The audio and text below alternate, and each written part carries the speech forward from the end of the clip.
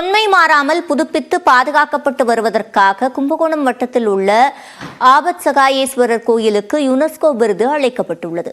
தஞ்சாவூர் மாவட்டம் துக்காட்சி ஆபத்சகாயேஸ்வரர் கோயில் சுமார் 1300 ஆண்டுகள் தொன்மையானதாகும். இந்த கோயிலுக்கு பல ஆண்டுகளுக்கு பிறகு கடந்த ஆண்டு 5 கோடி ரூபாய் மதிப்பில் திருப்பணிகள் மேற்கொள்ளப்பட்டு குடமுழுக்கு நடைபெற்றது.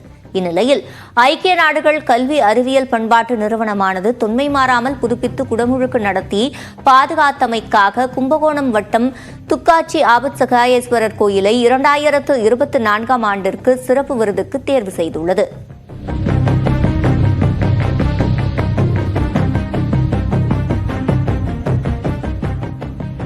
இதற்கு முழு முதற் காரணம், இந்த ஆட்சி ஏற்பட்ட பிறகு 1000 ஆண்டுகளுக்கு மேற்பட்ட திருக்கோயில்களை புனரமைக்க வேண்டும் என்று மாண்புமிகு தமிழக முதல்வர் எங்களுடைய உயிரினும் மேலான தலைவர் அவர்களுடைய சிந்தையில் உதித்திட்ட திட்டம் என்பதால் 2022ஆம் ஆண்டு 100 கோடியும் 2023ஆம் ஆண்டு 100 கோடியும் 2024ஆம் ஆண்டு 100 கோடியும் ஒதுக்கியதன் விளைவாகத்தான் 507 திருக்கோயில்கள் இதுவரையில் இந்த புனரமைப்பு பணிக்கு எடுத்துக் கொள்ளப்பட்டிருக்கின்றது.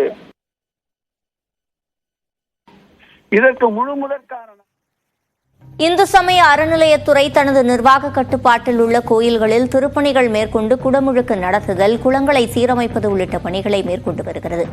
மேலும் தொன்மை வாய்ந்த கோயில்களை புதுப்பித்திட இதுவரை 300 கோடி ரூபாய் வரை அரசு மானியமாக வழங்கியுள்ளது குறிப்பிடத்தக்கது.